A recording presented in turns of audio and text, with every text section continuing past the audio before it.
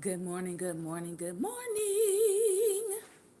And welcome to Daring Dialogues. I am your host, Shantae Charles. I hope that everybody is having a great and wonderful day. Today is Friday. I know most people are excited about Friday. Normally, I would be. We're going into the weekend. Uh, but we also have to deal with some realistic things happening in our region. So, today we're going to cover, we're actually going to be in chapter 8 today. I'm actually skipping over a couple of chapters. We're going to come back to those other two credit pieces, which talks about credit cards specifically and getting a home loan. But today we're going to be talking about protecting your credit score from identity theft. Protecting your credit score from identity theft. All right.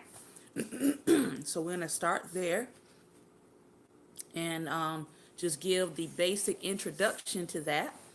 And then I want to talk about something that I would log underneath the health segment for Friday.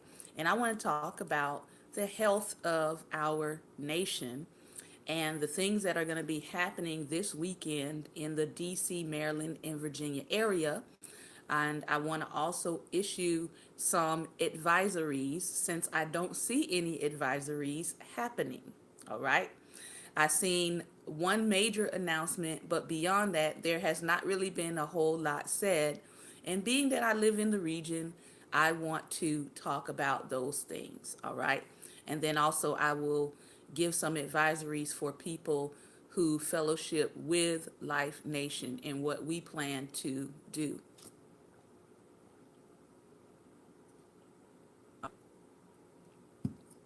Whew, that was good. And I hope you are ready to learn about how to protect your credit score from identity theft. In case you didn't know, identity theft, which is a part of cybercrime seems to be the crimes that are on the rise. They are the crimes that are on the rise. And we know that they are not victimless crimes because people's livelihoods are affected, people's not just their credit score, but I know a couple of friends of mine in the last few years, they have gone, to pay bills or gone to withdraw money from their bank accounts, and all of a sudden they're missing hundreds of dollars or thousands of dollars. And so this is something that is problematic. And the writer today in chapter 8 talks about how to protect your credit score from identity theft. So we're going to start here for today. I'm going to introduce this chapter, and we're going to talk first specifically about financial identity theft and then medical identity theft. All right. And then we're going to move on to our next subject. Protecting your credit score from identity theft. People tend to think of identity theft the same way they view a car accident. To something you know, it's something you know happens in real life, but it's unpleasant. So you try to put it out of your head. It's something that happens to other people. You'll worry about it when it happens to you, but it is happening to you. Maybe not today or next week, but the days of identity theft being a rare problem are all but over. All you have to do is look at the news. Yahoo announced in late 2016 that more than 1 billion of its accounts had been compromised. No big deal, right? After all, it's just email and fantasy football accounts, a minor nuisance. Except that it isn't. Email hacks are the front line in identity theft and its relatives like credit card fraud because so much of our modern, technologically connected world works through email. Think about it. When you change a password to one of your online accounts, what happens? You get sent a confirmation email, which asks you to click and confirm that you are the one who made the change. If a hacker gains access to your email, it's like opening the front door to your entire financial ecosystem. They can use your information to open new lines of credit and also change passwords to other accounts, your bank, your credit cards, your online merchants, and lock you out of your own life. It's happening every day to millions and millions of people. They're getting their email and other accounts hacked or their identity stolen the old fashioned way by having their credit cards duplicated, their mail stolen, or their social security number compromised and used in phony credit applications. Not even the government is immune to this. Tens of thousands of folks are getting ripped off by tax return hackers every year through gaping loopholes in the e-filing system. If someone knows your social security number, they can file a bogus return in your name, claiming a big refund. Long before the IRS figures out the game, the refund gets sent out to the crook. Your data has most likely been sold on to other bad guys to use to open phony credit accounts too, and you're left to pick up the pieces. We've all become so accustomed to the convenience of online shopping, seamless credit card transactions, and smartphones packed with all kinds of convenient and vulnerable information that we have inadvertently created a black market buffet for criminals. Think about who has access to your information. All you have to do is recount the dozens of forms you filled out over the last few months. Do you do business with any of these folks or companies? Banks, credit card companies, stores, online merchants, doctors, employers, landlords, insurance companies, accountants, lawyers, or schools. All of these entities have some or all of your personal information, and they may do a good job of protecting it, or they might not. If a thief cracks one of these databases or just gets access to an old file cabinet somewhere, they will have a wealth of information to use or sell. Visit the dark side of the web and you can actually buy bulk social security numbers from real victims for a few bucks a piece. A credit card number with the CVC security code costs about $1, while a set of duplicate health insurance credentials costs $20. Full identity kits like social security numbers, account numbers, date of birth, addresses, and credit profiles cost about $1,200. With one of those, a crook can essentially duplicate your financial identity and take over as you, at least until you catch on. For the bad guys, they know exactly where to get these kits. Just click, buy, and rip somebody off. And why wouldn't they make a run for your data? If you compare the penalties for identity theft and other data crimes, they are minuscule in comparison to those for hard crimes like dealing drugs and selling weapons. Even aggravated identity theft, which involves stealing someone's identity for the purpose of creating false passports or citizenship papers, is only punishable by a minimum of 2 years in federal prison, a comparatively soft prison. In contrast, possessing 100 pot plants with the intent to sell illegally will get you a guaranteed 5 years of hard time.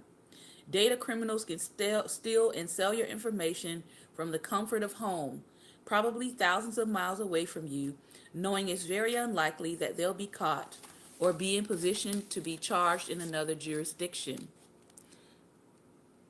Wow.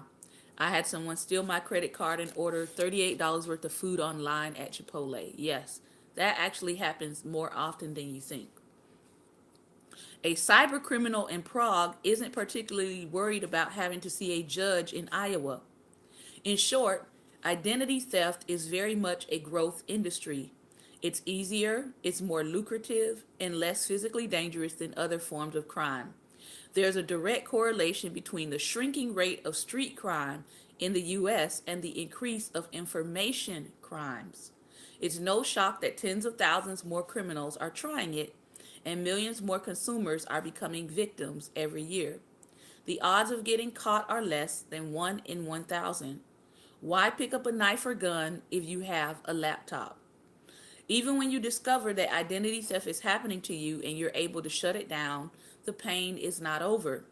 It's just beginning, actually. Untangling that mess takes hours and hours of making calls, writing letters, canceling accounts, and relentlessly following up for months and months to make sure the pieces are getting put back together. The numbers are sobering. According to a Department of Justice study, almost 20 million people experience some kind of identity theft every year. That study is a few years old, so that number has certainly gone up. The same study said that the average victim lost $1,300, which doesn't include the estimated 200 hours it takes for the average case to be untangled. Total losses for all victims were $15 billion in 2014 and are estimated to be more than $20 billion in 2017. That doesn't count the total dollar value of the fraudulent transactions processed by various retailers and other organizations. That number could be as high as $250 billion annually.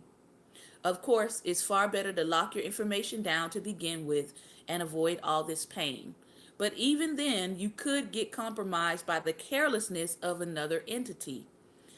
Or you might get scammed by a waiter with a card skimmer or by a person impersonating a bank representative on the phone. In this chapter, we're going to talk about how to play defense ahead of an identity breach and how to clean up the mess as quickly as possible if it does happen.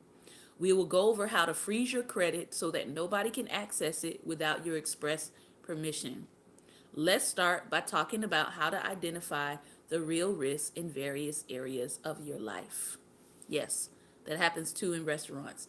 One of the main things that I look at in terms of possible identity theft is how easily someone can hack into your social media accounts.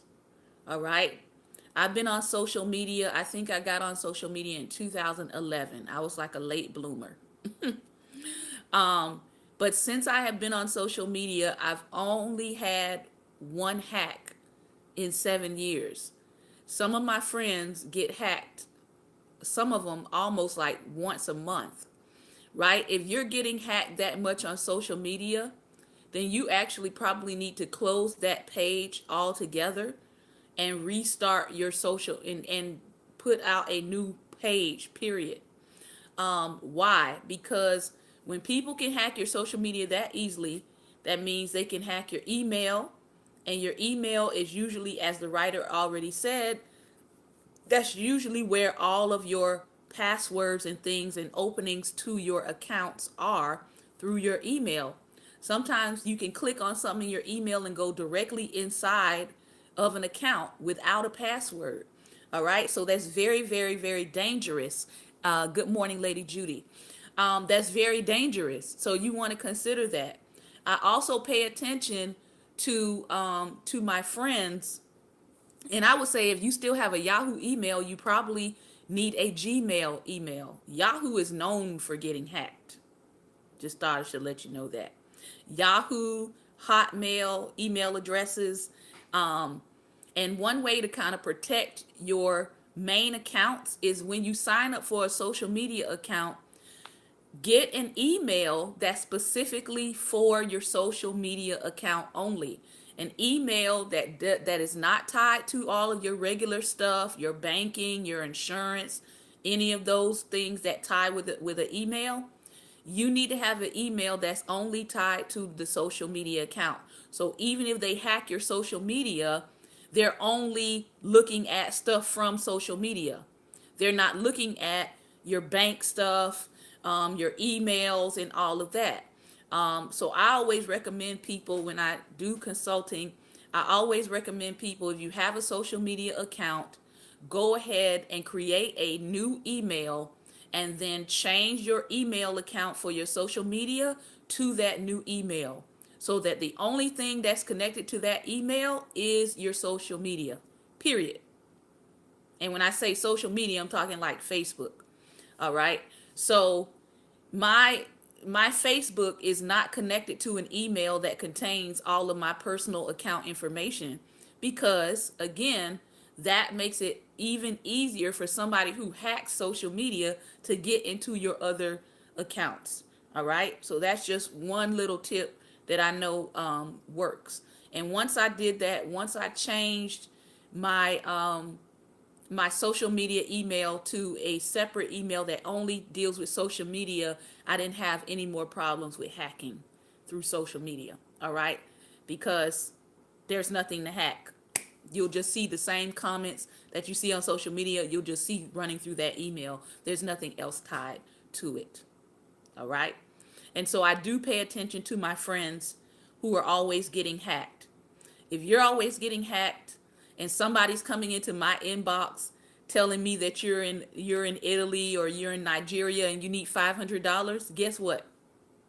I'm sorry, but I'm going to have to unfriend you until you learn how to protect your account, because your account being that open opens all of your connections up to being hacked as well.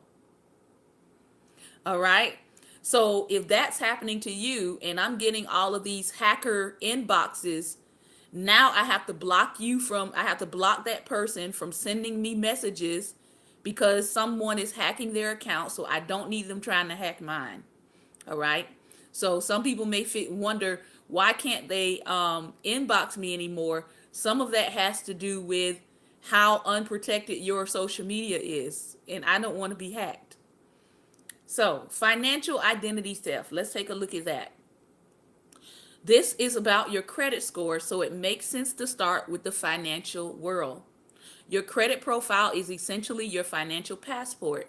It shows where you've been and what kinds of places you'll be allowed to go. As such, it isn't hard to understand why getting insider access to the credit profile, especially a good one, is attractive to a crook. If you can use a person's credit information to either gain access or a current line of credit or divert a completely new line, you have until that person discovers the theft to run up purchases and cash advantages on that credit line. Good morning, Lady Kimball. She said someone charged $200 at Walmart on her card. Fortunately, the bank caught it. Good. So some banks do offer free identity theft protection, right, along with your account. But this book also talks about some more deeper things that you can do in terms of identity protection, but we'll probably get to that next time. For example, one client came to me with a fairly common situation. She had a credit card with a high limit that she didn't use very often. One of the times she did use it was at a restaurant for a client dinner.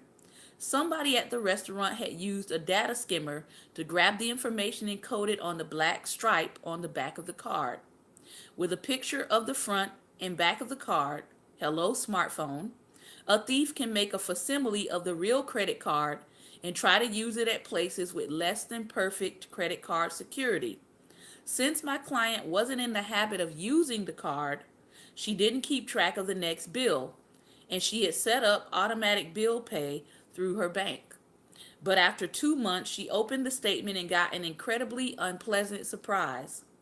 The thief had run up a $7,500 tab, and the automatic bill pay function had taken $7,500 out of her checking account to pay for it. Yikes. The good news was that she wasn't stuck with having to untangle a series of delinquencies that she didn't cause. But the bad news was that it's much harder to deal with the credit card company once they've already been paid. It took more than a week of work to get the problem sorted. Credit cards aren't the only point of vulnerability. If a thief can crack your email account, they can cause a lot of problems. Your email address is pretty universally used as a username for online accounts. Once inside your email account, a thief can quickly see what other accounts you have. And Lady Ravonda says, I do not use AutoPay. For most things, we do not use AutoPay either. So I agree with that. If you use AutoPay, I would probably say, again, making sure whatever email you have is not connected to social media. Some people have to use AutoPay, or they use AutoPay for their larger bills like their mortgage or their car note, right? Just make sure that your email for those items are not connected to a social media account. Let me see. From there, once they get into your email account, from there, they can either try the same password as your email account. Upwards of 60% of people listen. 60% of people use the same password for multiple accounts, according to some studies. Or they just go around to the sites and request password resets. The confirmation emails come to the compromised email and they're in business, which is why I said if you find yourself getting hacked often through your social media, you really need a different email account that is not connected to all of your other account informations. All right? It's a truly terrible combination. The biggest email providers aren't terribly concerned about security or privacy, and it's a major vulnerability for the average person because so much hinges on your email account. Why bother hacking the Bank of America or Chase through their very tight security when you can hack a Yahoo account and get in through the unlocked side door? There's a reason why full email credentials cost $30 on the black market, while a social security number is just $3. Another client was one of the people who had their Yahoo account information compromised. An identity thief used her login information, which was very similar to the login and password she used for Gmail, her main account, to hack into her main email. From there, the thief gained access to her banking information and drained more than $10,000 from one of her accounts. It took her more than a month to work out the situation with the bank, and she was lucky. More and more banks are taking up to 90 days to resolve these claims, and during that period, you don't have access to your money. So you can live, so the question is, can you live 90 days without cash? Since the financial system relies on straightforward data points, like one's social security number and address to establish lines of credit, it isn't hard to see how a thief would try to establish new lines using information they've gained from various sources. For example, hundreds of colleges have been reporting that their alumni databases have been hacked over the last few years. They became rich targets because they didn't have much data security and their records were filled with extremely valuable information. Current addresses of alumni, data from when the people were enrolled in school. The most common way individual students were assigned before the 2000s, schools only used your social security number, which means that all a crook had to do was crack a low security database to get pretty much everything they needed to create a bogus credit card under your account name. With just a little bit of care, the thief could create an account that would never even show up on your radar until you saw the wreck on your credit report months or even years later. How? By establishing it under your credentials, but by using a different address. The card comes to a blind P.O. box and the crook runs it up to the limit. At that point, they toss it and move on to the next victim. From your perspective, you never see a bill, you never get a notification that you're delinquent until you see your credit report. Because there's so much information out in the digital world, that's become the easiest way for criminals to infiltrate your life. But it isn't the only way. Some old-fashioned techniques still work just fine. One way to get someone's personal information by simply asking for it, or what we call phishing, phishing. This was really popular probably about 5 years ago. A lot of people's information was getting stolen through phishing. This is the act of soliciting personal information from someone via email, social media, or over the phone. The thief will pose as your bank, looking for you to confirm the PIN on your account via email or over the phone. Somebody will email to let you know that one of your online accounts has been compromised, and they will ask you to respond with your current password so it can be reset. It is easy to make fun of people who fall for the most obvious phishing scams, like the people who actually respond to the emails from Nigeria or some faraway country asking for a couple of $100s to release millions in some bogus financial settlement scam. But many of the phishing scams out there now have become incredibly sophisticated. Crooks have the ability to create spoof or fake emails that look as if they're really from your bank. They have the right return email address, They are formatted to look like real correspondence. Plenty of sophisticated people have fallen for these scams, so it's not something to take lightly. How do you know if you're being phished? First, be very guarded about sharing sensitive information over the phone or by email. You should only give out your social security number within a transaction that you have initiated at the verified website of an organization that should need to have your information.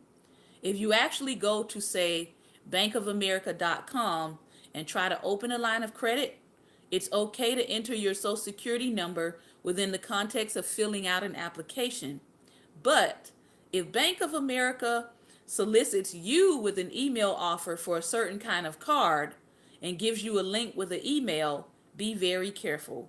It's easy to be shifted off to a site that is designed only to suck in as much of your personal information as possible so that you can be ripped off. Regarding phone calls, no reputable business is going to call you and unsolicited and ask you for sensitive information like your complete account number or a full social security number. It's why most businesses only use the last four digits of your social as an ID, not the full number. If you can get a call from somebody claiming to be from your bank or credit card company looking for that information, ask them for a name and phone number to call back, and then check those with the company to see if they're legitimate. Two other common low-tech ways thieves get access to sensitive identity information is through printed material. They either steal your mail from your mailbox or go through your trash, to collect documents with identifying information like account numbers and social security numbers. If you are in business, let me just suggest that you buy a nice little electronic shredder. Doesn't cost a whole lot of money.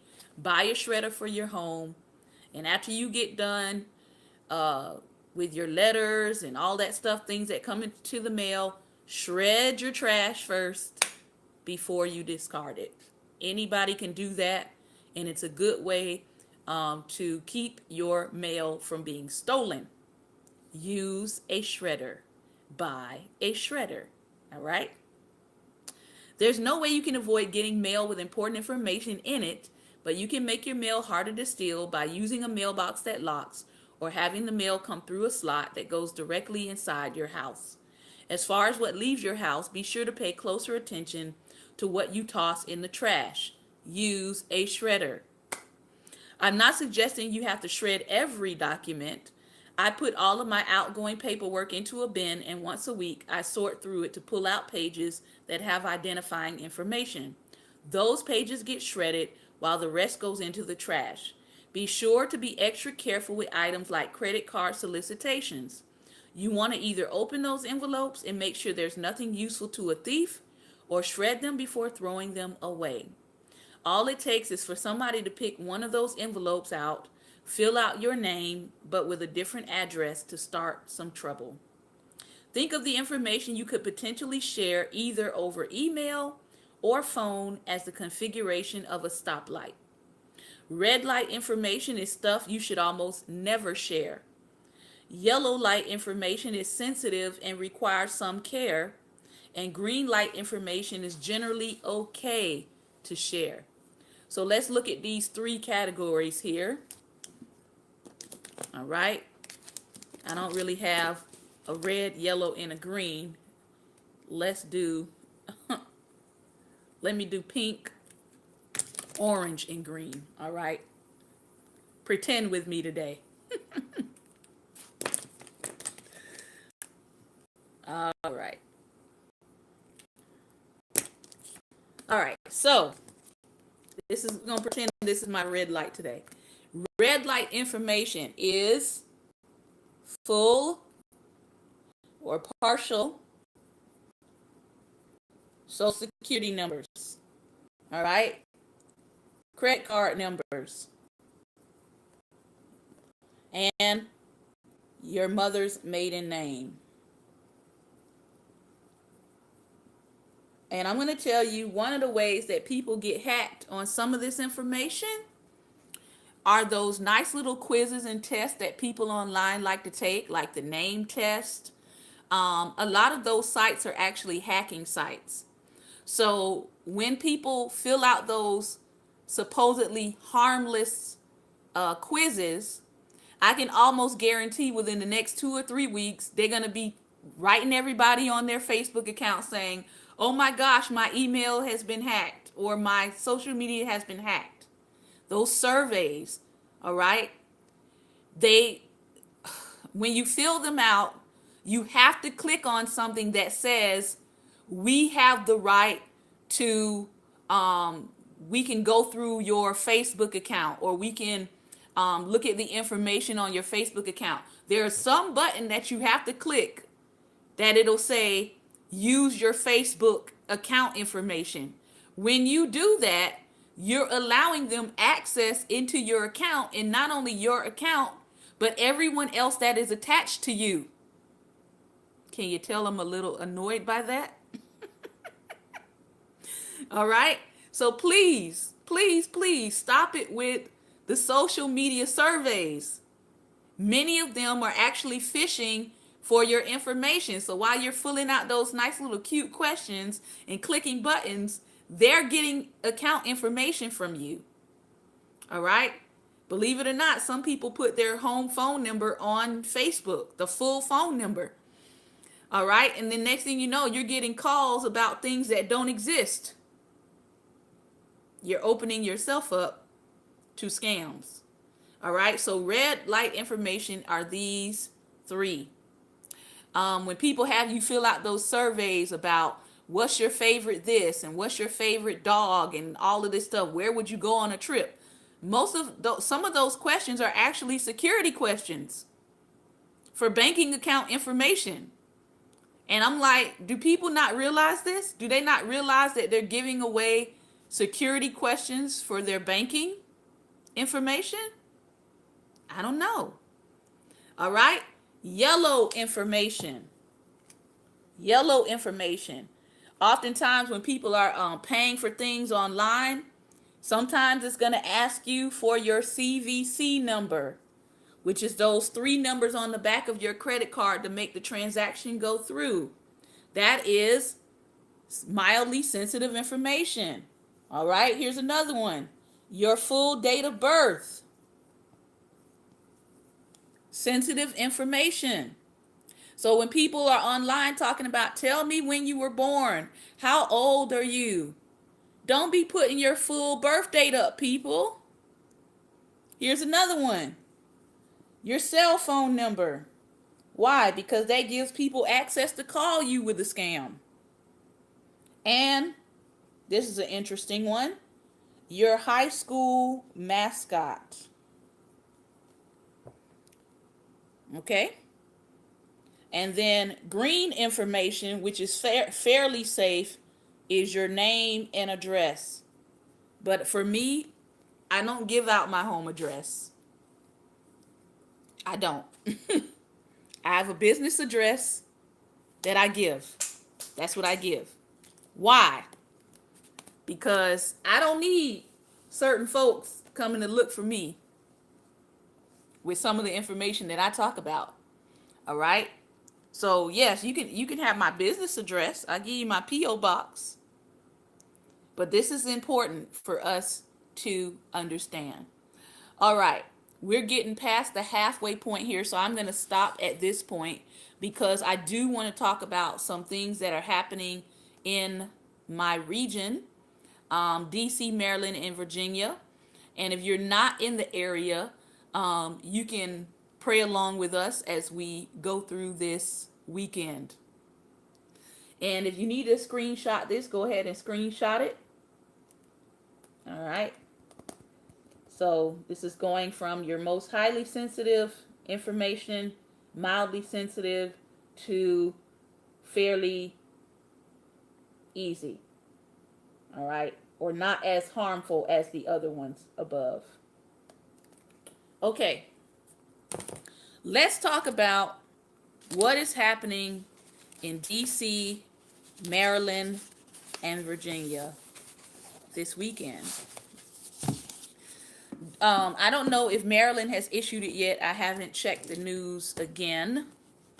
But I do know that Virginia and the Commonwealth of Virginia has issued a state of emergency.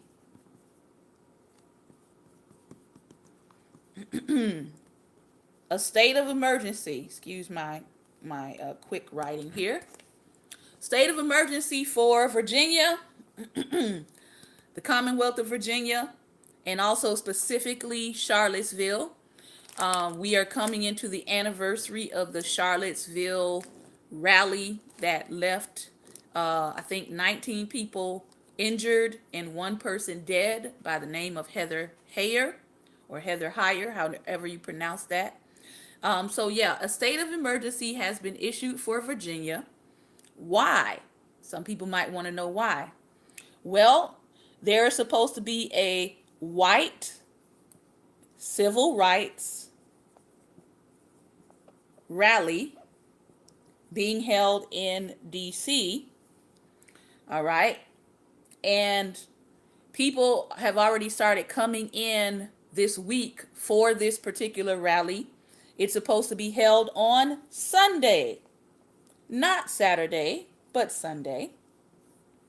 And around DC and around and in Virginia, in Charlottesville, there's supposed to be several rallies that are going on Sunday at the same time between the hours of 12 p.m. and 7 p.m. was the last I heard. So there's supposed to be the what do they call them? The alt-right.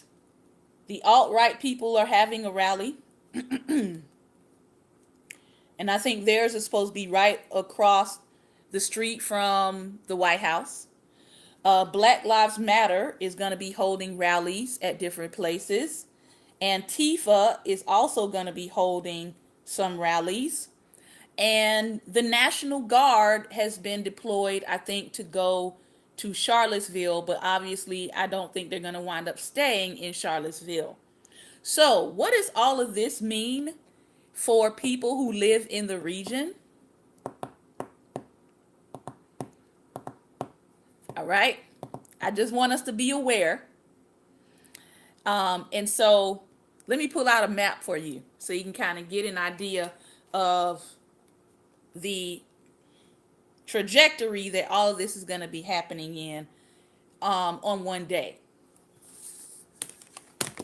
Like I said, state of emergency has already been declared for Virginia.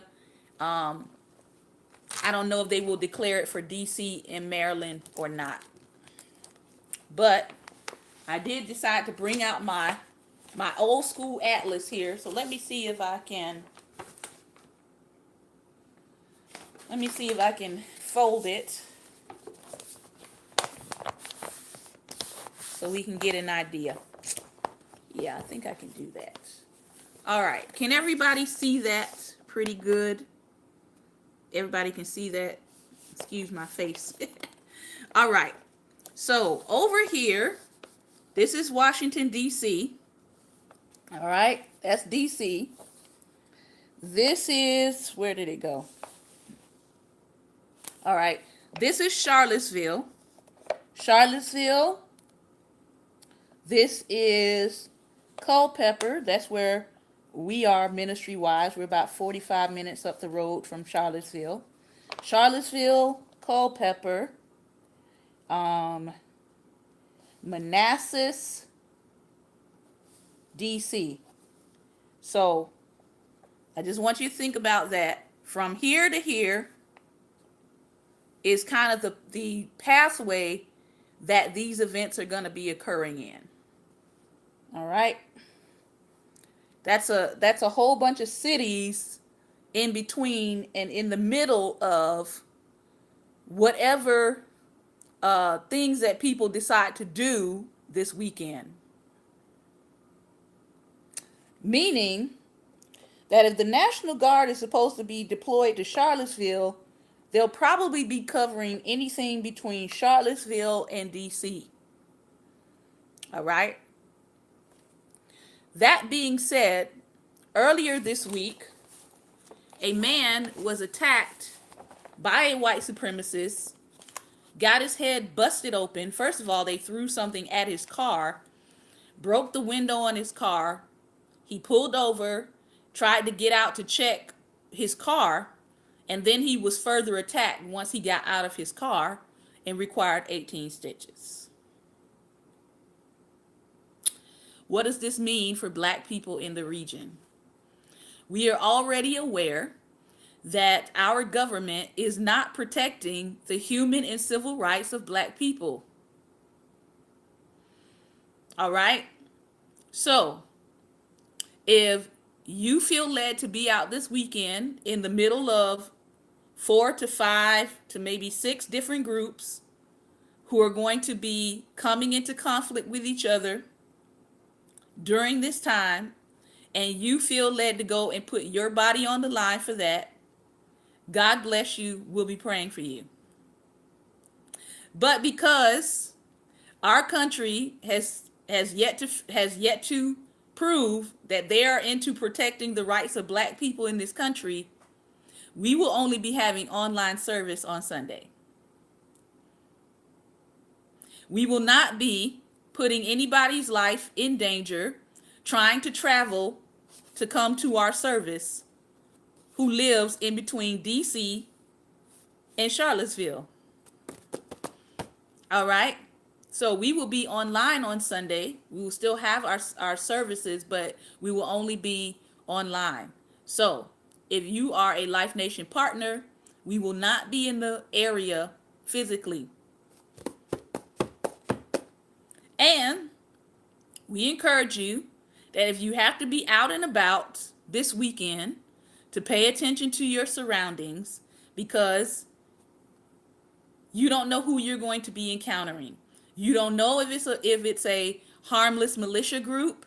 You don't know if it's the alt-right. You don't know if it's Antifa, and some of them are violent. You don't know really if it's a Black Lives Matter supporter, because all Black Lives Matter supporters are not just Black people. All right? So, wisdom says, pay attention. Pay attention to your surroundings. All right? If you have young children, please pay attention to your young children. All right?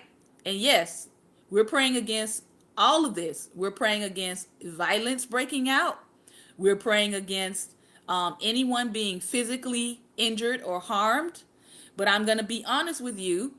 I have not seen any travel advisories yet for this area, which tells me that just like last year, people were underestimating the level of anger and hatred and vitriol that was going to be released.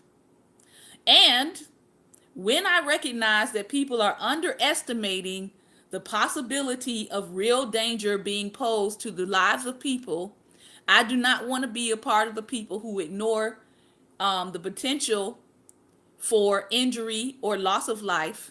Therefore, we will not be encouraging anyone to come to a service in the line of all of that's going to be going on this weekend. All right.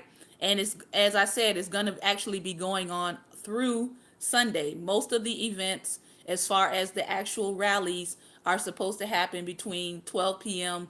and 7 p.m. on Sunday. All right. So that is all I wanted to complete today. This has been another episode of Daring Dialogues, and I have been your host today, Shantae Charles. I hope that something I have said today has been helpful. If you have been experiencing hacks in your account, especially your social media, definitely change your password, but also look at establishing an email that the only thing that runs through that email is your social media. It's not attached to anything else. It's not attached to your banking information, credit card information, loan information, any of that. Make sure that you have a separate email that is only attached to your social media. That will help you tremendously. All right. So thank you again, Lady Judy, as well. Thank you. And remember Light is the most daring opposition to darkness. So be wise this weekend as you're sharing your light. Pay attention to your surroundings so that you can live and not die, so that you can live on and complete your assignments. Amen. Have a great and wonderful weekend. Take care and God bless.